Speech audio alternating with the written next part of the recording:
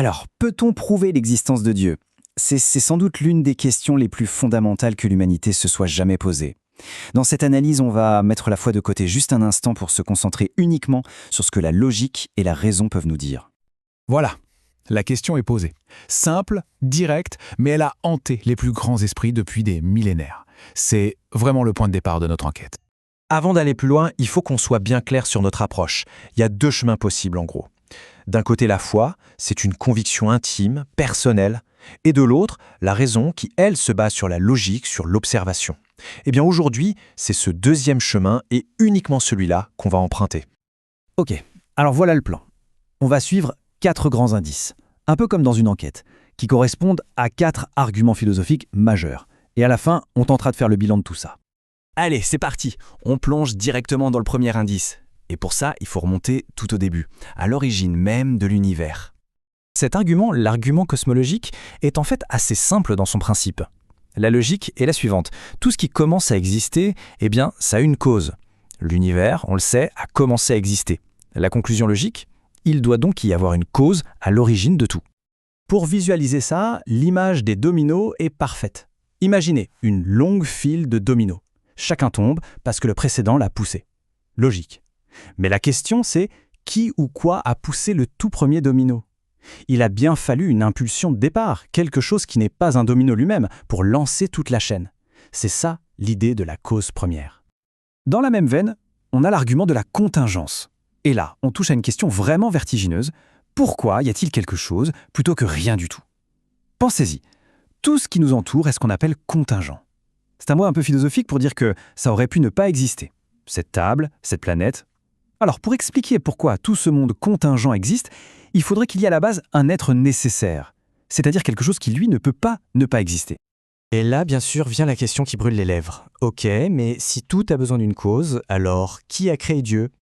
La réponse classique des philosophes à ça, c'est que cette cause première est, par définition, hors catégorie. Elle ne joue pas selon les mêmes règles. Ce n'est pas un domino de plus dans la chaîne, c'est ce qui a poussé le premier domino.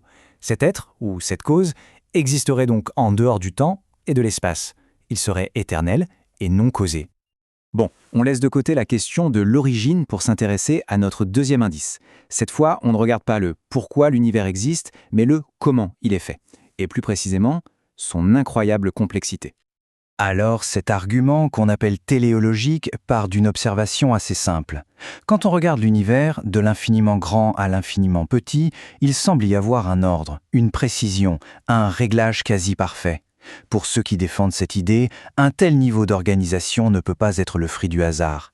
Ça suggère l'existence d'un concepteur, d'un architecte. L'analogie la plus connue pour ça, c'est celle de l'horloger. Imaginez, on se promène sur une plage déserte et on trouve une montre posée sur le sable. Quelle serait notre première réaction?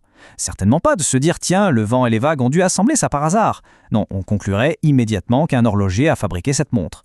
Eh bien l'argument, c'est que l'univers est infiniment plus complexe qu'une simple montre.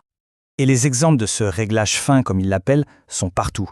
Pensez à la précision d'horlogerie des orbites planétaires, ou à la géométrie incroyable d'un simple flocon de neige. Et que dire de la densité d'informations contenues dans une molécule d'ADN? Pour les défenseurs de cet argument, ce sont autant de signatures d'une conception intelligente. Mais le point le plus frappant, c'est celui des constantes physiques. La force de la gravité, la vitesse de la lumière, toutes ces valeurs sont calibrées avec une précision, mais alors d'une précision absolument folle. Si on changeait l'une d'elles, même d'un cheveu, la vie, les étoiles, rien de tout ça ne pourrait exister. Alors la question est simple, est-ce une chance cosmique inouïe ou est-ce que c'est intentionnel? Ok, on quitte le cosmos, les étoiles et l'ADN pour s'intéresser à un univers tout aussi complexe, notre monde intérieur. Notre troisième indice se cache dans notre conscience. L'argument moral, c'est l'idée que ce sens du bien et du mal qu'on a tous, plus ou moins, n'est pas juste une invention. Il semble y avoir une sorte de loi morale universelle, et si cette loi existe, elle doit bien venir de quelque part, d'un législateur moral qui serait au-dessus de nous. Et quand on y regarde de plus près, c'est vrai que c'est troublant. Peu importe où on va sur Terre, peu importe l'époque, des choses comme la compassion, le courage, la justice, c'est presque toujours vu comme quelque chose de bien. Et à l'inverse, torturer quelqu'un pour le plaisir, c'est universellement condamné.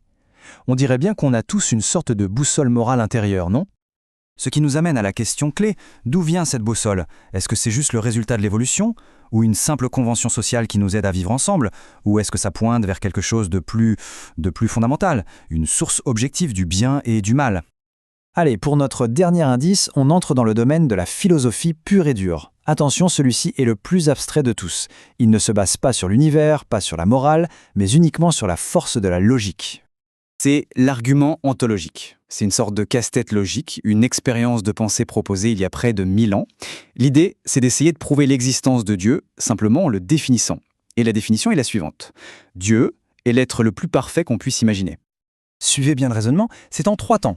D'abord, on imagine dans sa tête le concept de l'être le plus parfait possible, vraiment le top du top. Deuxièmement, qu'est-ce qui est plus parfait? Quelque chose qui existe seulement dans l'imagination ou quelque chose qui existe aussi dans la réalité? La réponse semble évidente, ce qui existe en vrai est plus parfait. Donc, troisième étape et conclusion, si notre être doit être le plus parfait possible, alors il doit exister dans la réalité. Sinon, on pourrait imaginer un être encore plus parfait, le même, mais qui existe. Évidemment, cet argument a fait couler beaucoup d'encre. La critique la plus célèbre, c'est qu'on ne peut pas faire exister les choses juste en les définissant. Je peux imaginer l'île la plus parfaite qui soit, avec des plages de sable fin et tout ce qu'on veut, ça ne la fera pas apparaître au milieu de l'océan pour autant. L'existence n'est pas une propriété qu'on peut juste ajouter à une définition. Bon, récapitulons rapidement nos 4 indices. On a eu l'argument cosmologique, qui nous parle d'une cause première, l'argument téléologique, celui du grand architecte, l'argument moral, qui suggère un législateur moral, et pour finir, ce fameux argument ontologique, qui postule un être logiquement nécessaire. Alors, il est vraiment important de souligner une chose. Aucun de ces arguments n'est une preuve scientifique ou mathématique. Ce sont des constructions de la pensée, des pistes de réflexion philosophique. Ils ne ferment pas le débat, au contraire, ils l'ouvrent. La question finale n'est donc pas « est-ce prouvé ?», mais plutôt « que faire de tous ces indices ? Quelle signification leur donner ?»